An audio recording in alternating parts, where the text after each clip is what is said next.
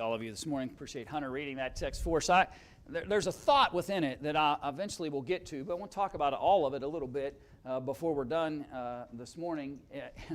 I'm about to scare you. In the introduction, I'm going to talk about all of it, and then I'm going to change. But anyway, but I want you to think a little bit about what's said in verse 9, because that's really where I want to kind of focus and think about this idea of holy and reverend is His name. And by the way, just quickly appreciate the fact those are definitions, not nouns, in this text. I think sometimes we almost think that Psalm 111:9 was written to address some kind of future problem when it came to religious titles. And again, the Bible talks about religious titles. I'm going to share with you a text this morning that'll deal with that, and we'll talk about that before we're done. But that's not what this verse is about. This verse is about a definition. This verse is describing to us what the name of the Lord is by definition. The name of the Lord is holy and reverend. How is it that I reverence Him? How is it that I appreciate the awesomeness, some translations might use, as it relates to who God is, how He demonstrates Himself, and how we should react to the very idea or thought of Jehovah God? And it's crucial that we show the kind of respect that God deserves in every aspect of how we think and approach our connectivity to Him. But I want to start by just looking at this text that Hunter read for us here in Psalm 111, because it kind of tells us a little bit about why it is that God's name is holy and reverend. Just walk through the text with me very quickly. Verse 2, he said, His descendants, rather, I should say, the works of the Lord are great, studied by all who have pleasure in them. God's name is holy and reverend because the works that He's accomplished and fulfilled are unlike anything else anybody has ever done or thought of being able to accomplish.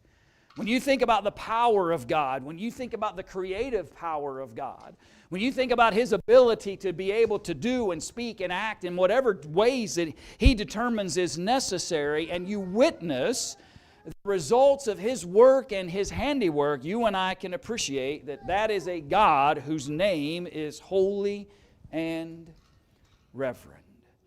In verse 3, notice he said that wealth, I keep reading to you from 1:12, and then my eyes have to go across the page. Verse 3 of 1:11. His work is honorable and glorious, and His righteousness endures forever. Go down to verse 6. He has declared to His people the power of His works, in giving them the heritage of the nations. The works of His hands are verity and justice. All His precepts are sure. They stand fast forever and ever, and are done in truth and uprightness. Everything about God is honorable and glorious and upright. Everything about God is fashioned by truth. There is no lie within Him. There's no dishonesty in His character. Everything about the Lord is worthy of us honoring His name as holy and reverend, because of the works that He has fulfilled and the honorable way He addresses man and the glorious things that He has accomplished and the truth that exudes from Him in every fashion. Jump back to verse 4. He has made His wonderful works to be remembered.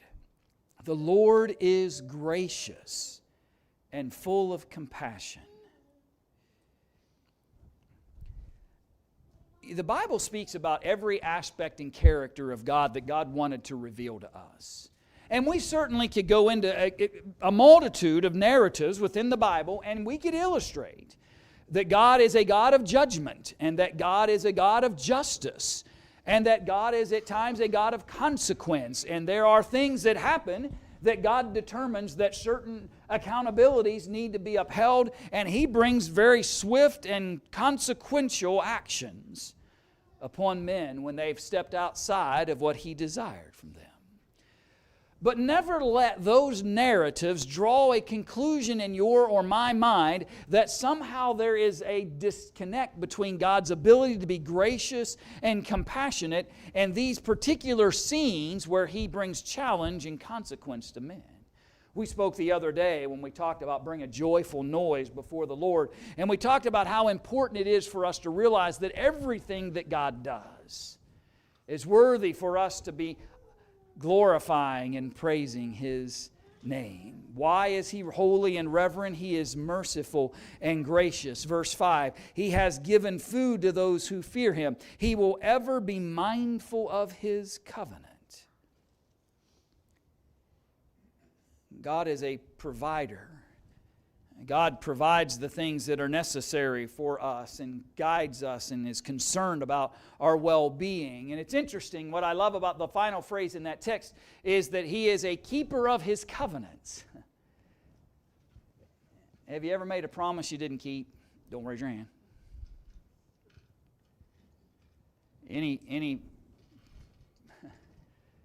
And some may be trivial than others. Maybe something you just forgot. It was not some major thing. You told your child that they could have a popsicle when you got home and you forgot you didn't even have popsicles at home and you had to apologize, right?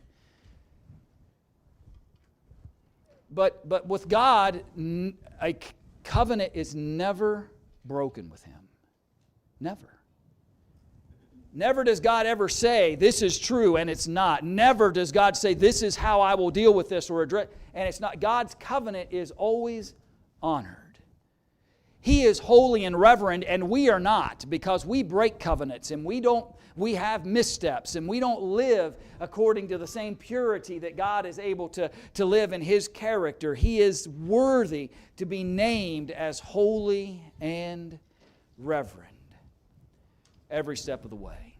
And the psalmist throughout this narrative describes for us these various things that help us to understand and know why His name is holy and reverend. But there's a more important question that we need to ask this morning, and that's this: how do I respond to that? The psalmist says, here are the things that you need to consider as to why His name is holy and reverend, but there's a manner in which we should be reacting to that. Now verse 10. The fear of the Lord. When you consider the holy and reverend name of the Lord, this should be the result. The fear of the Lord is the beginning of wisdom. It's an interesting phrase, right? And it's poetry. It's a psalm. It was written to be sung and used in that kind of worship setting. But it's an interesting thought, isn't it? That holy and reverend is the name of God. Here are all the reasons why that is true. And then here is how I should respond and react to that knowledge. I need to fear Him. Man throughout the ages, by the way, and it's not new to our culture and generation, man has always had a lack of fear of God at times. I could point you to any generation in the history of man, and I can point you to individuals who did not have the proper fear of God and therefore did not gain the wisdom that He was providing for them. Friends, if you were real, and I really want to know what God desires from us, if we really want to appreciate what His wisdom has for us, the first step in that process is to recognize Him and His name as holy and reverend, and then fear Him. For the God who had all the power to do these things, and the God who had all the honorable and glorious abilities to accomplish the things that He has accomplished. The fear of the Lord is the beginning of wisdom. A good understanding have all those who do His commandments. His praise endures forever. Do I have the proper fear and respect for God? Do I behave in a way that shows holy and reverend is His name? Do I respond to the things He says, the things He commands, the instructions He gives? Do I live by the idea that holy and reverend is His name? And why I caution us sometimes to not make Psalm 111:9 about religious titles in the future is we might miss the lesson if we do that. We might think, well, that's about exalting men. No, this is about exalting God. This is about elevating God to His rightful place. This is about elevating and exalting the Lord to where He deserves to be. And to demonstrate the kind of fear and respect that I should, so that I can build wisdom in His testimony. When I read the Scriptures, holy and reverend is your name. You are describing to me the wisdom you want me to gain. These are your words. These are your thoughts. These are the things that you wanted me to consider. And because your wisdom is important to me, I will fear you. Because your wisdom is important to me, I will respect and honor you. Because your wisdom's important to me. Holy and reverend will be your name. I'm going to treat you with the kind of respect and honor that you deserve for the God that you are. And long for that idea of growth and that submission and that understanding of His will and commands. Friends, you've heard me say similar things to like this before, but it's worth reminding us of this simple fact. I don't want a God that looks like us. I need a God who is holy and reverend. He's bigger, He's better, He's more powerful, He's wiser, He's more loving, He's more gracious. He's more worthy of any respect and love that I should have for any man. I want to elevate God where He deserves to be elevated. I don't want to view Him in human eyes. I don't want to think of Him as just somebody else that I can have connectivity to. It loses its significance and its meaning when I overly humanize God. He's not human. The only time He was human is when Jesus walked among us. God is deity. He is holy and reverend in His name. And I need to be showing the kind of respect and honor of that leads me to want to worship Him and to praise Him. I want to illustrate it to you a little bit this morning. And I just want to share with you a couple of examples. When we come into the presence of God, this is how people did that in various times in history. Go back into your Old Testaments in Exodus chapter 3. You remember this scene, I'm sure, once you get there and you begin to look at it. But in Exodus chapter 3, Moses encounters God, right? And in verse 1, now Moses was tending the flock of Jethro, his father-in-law, the priest of Midian, and he led the flock to the back of the desert and came to Horeb, the mountain of God. And the angel of the Lord appeared to him in a flame of fire from the midst of a bush. So he looked, and behold, the bush was burning with fire, but the bush was not consumed. I want you to stop and just think for a minute with me. How much more respect would we have for this word if we've envisioned this burning bush and this powerful imagery of a God speaking out of that kind of scene? These aren't just anybody's words. These thoughts aren't just anybody's thoughts. This isn't just anybody's wisdom. This is the wisdom of God. The one whose name is holy and reverend. Notice what Moses did when he encounters this scene. Then Moses said, I will now turn aside and see this great sight, why the bush does not burn. So when the Lord saw that he turned aside to look, God called to him from the midst of the bush and said, Moses, Moses, and he said, Here am I. Responsive, right? Responsive to God. But keep going. Then he said, Do not draw near this place. Take your sandals off your feet, for the place where you stand is holy ground. When God is present, you are on holy ground. That's the imagery, right? Holy and reverend is the name of God. When you're in His presence, you are on holy ground. Moses, don't come before me with your shoes on. You're going to come in respect of me. Kick your sandals off. You're coming before the Lord of hosts.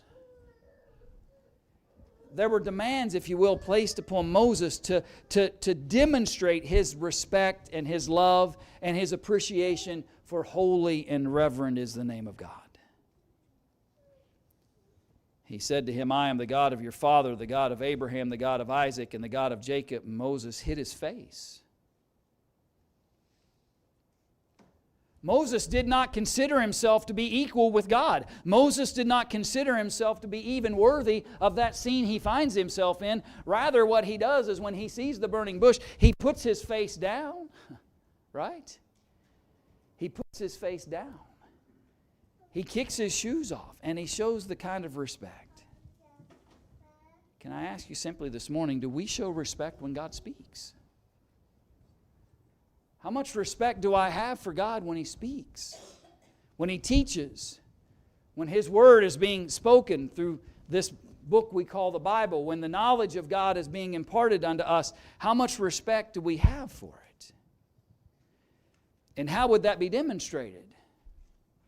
By my actions and the way that I respond. Jump over to chapter 19 for a moment in verse 10.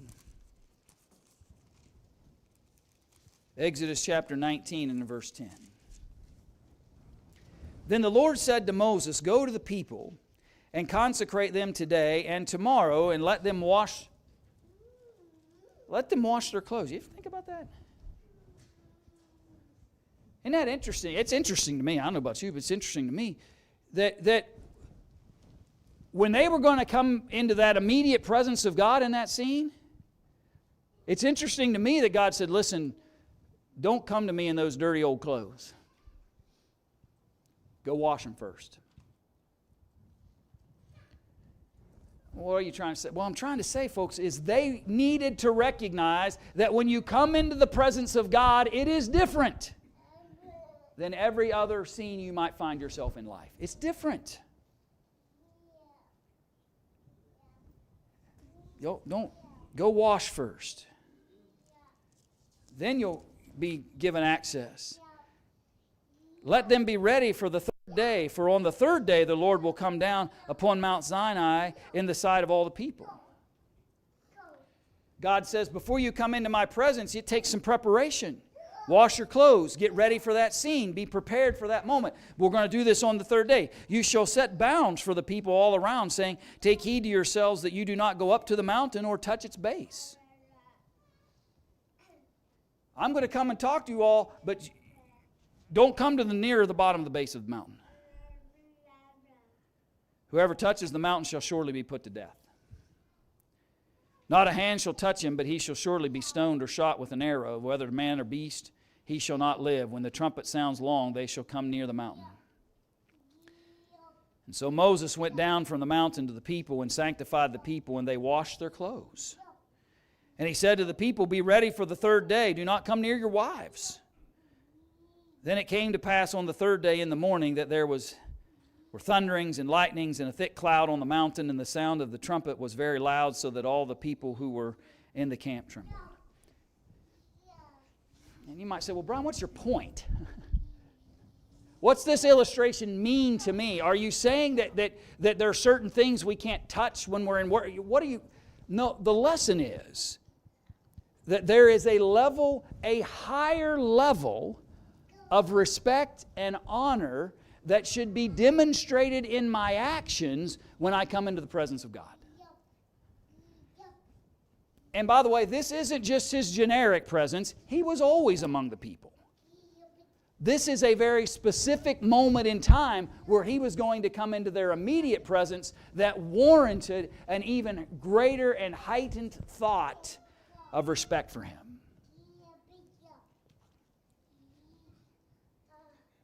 It's not about, in some senses, dress codes and demands. What it is a heart that wants to demonstrate respect for God to the best of my ability when I come into His presence.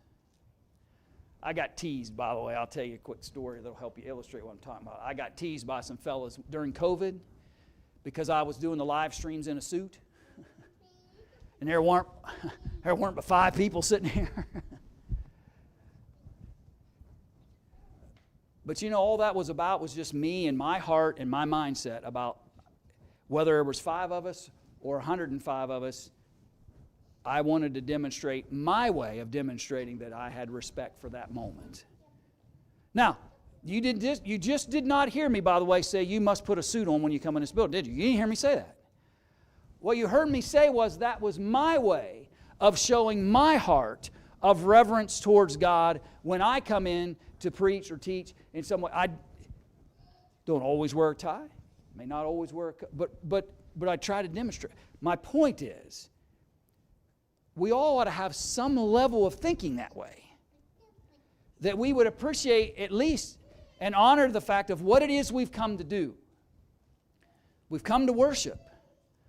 I've come into the presence of God. This isn't like other situations. This isn't like going to the basketball game. This isn't like going to the concert. This isn't like running up to Walmart. This is different. We're coming into the presence of the one who describes His own name as holy and reverend. And all I'm asking is, do we do anything to distinguish it? Maybe for me, I like to put a suit on. Maybe for you it's different in terms of how it is you approach that. But I'm just asking, do we recognize these moments? These folks washed their clothes. They made sure that they stayed away from the bottom of the mountain. They did what they could to be prepared for that scene and ready to honor the oracles that He gives. Verse 11 of 1 Peter 4, if any man speaks, do what? Let him speak as the oracles of God. In the Old Testament Exodus account, they need to be prepared to receive the words of God. We need, as 1 Peter 4 illustrates, be ready to be receptive to the oracles of God. I've prepped my heart, I've prepped my mind, and even sometimes in my outward appearance, it is obvious that I have taken seriously the responsibility that is before me. In Matthew chapter 17, verses 1 through 8, you have that account of the Mount of Transfiguration. And again, I just quickly notice it with me. Notice what happens when they come into the presence of God in this scene. Now, after 6 days, Jesus took Peter, James, and John, His brother, and let them go up on a high mountain by themselves. And He was transfigured before them. His face shone like the sun, and His clothes became as white as the light. And behold, Moses and Elijah appeared to them, talking with Him. And then Peter answered and said to Jesus, Lord, it is good for us to be here. If you wish, let us make here 3 tabernacles, one for you, and one for Moses, and one for Elijah. And while he was still speaking, behold, a bright cloud overshadowed them. And suddenly a voice came out of the cloud saying, This is my beloved Son, for in whom I am well pleased. Hear Him. Here's what I want you to see. And when the disciples heard it, they, what? They fell on their faces and were greatly afraid. Moses came to the burning bush, fell on his face. The disciples came into this very immediate and very powerful scene of the transfiguration of Jesus. They hear the voice of God come forth and they fall on their face. What's the lesson for me? That we should all be on our faces right now? Sometimes we get caught up in the specific and we miss the application, the point. They each showed a level of visible respect for God. When they came into this scene, they did what they could to demonstrate that they understood how important and how holy and reverend the God they were in the presence of was.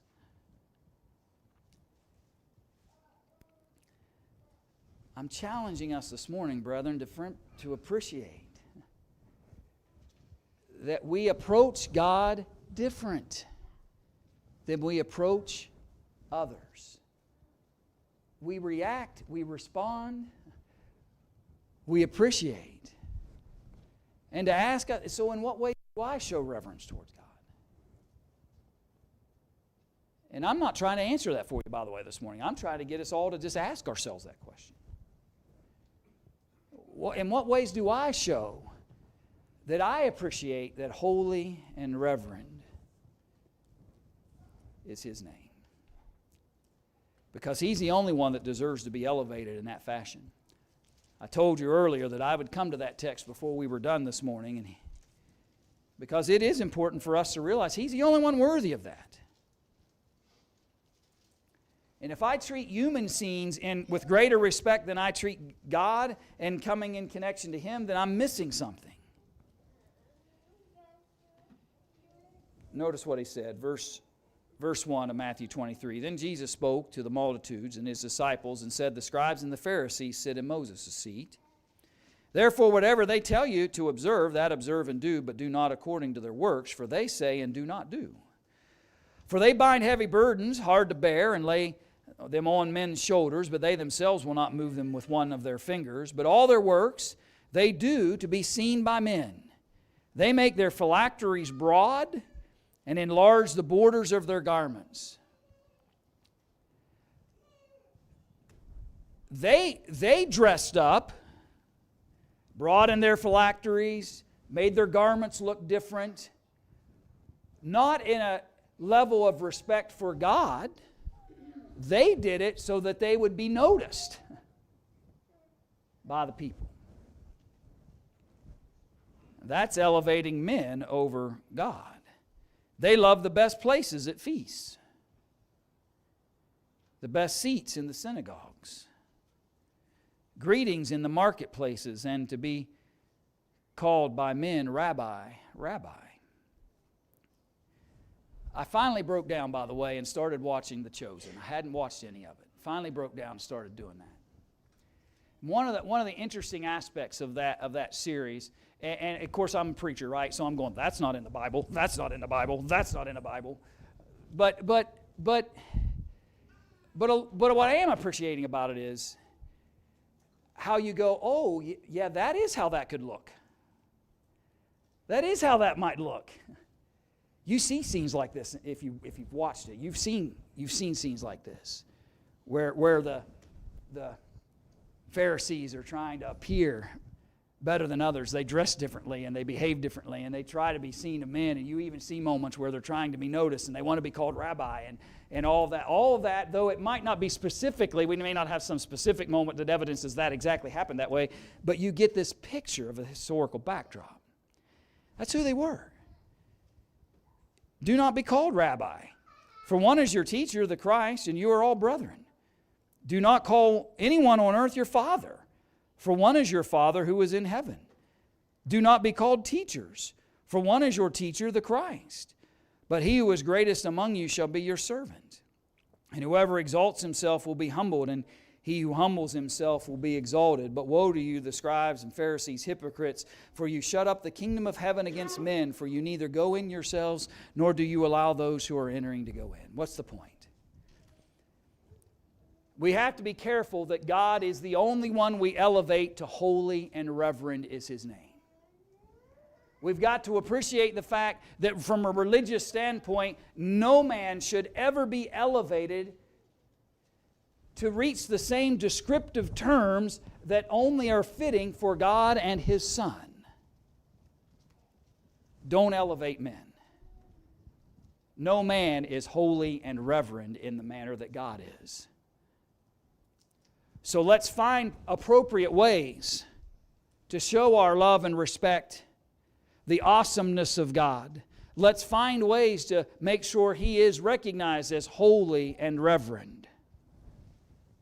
But let's also recognize that if any of those kinds of things that we're doing, supposedly as respect for God, actually are about letting men trying to see how religious I am, or begin to elevate men in ways where we think of them as holy and reverend, then I've not learned the lessons that God would have invited me to appreciate. And so, today's the day of opportunity, right? To say, today, I'll honor God. I'll show respect for God. Holy and reverend is His name. He's the only one worthy of that. And I'll do that by stepping into the promises of Jesus the Savior and appreciate the beauty of the gift of salvation in Him. So why not today? What's hindering me, stopping me from making this the day that I choose to honor the Savior, to find salvation in Him or to step back into His promises. How can we help you do that today? To encourage you to show that God is holy and reverend in my thoughts, in my actions, in my approach to Him. And if we can help you in some way, we'd invite you to come while we stay.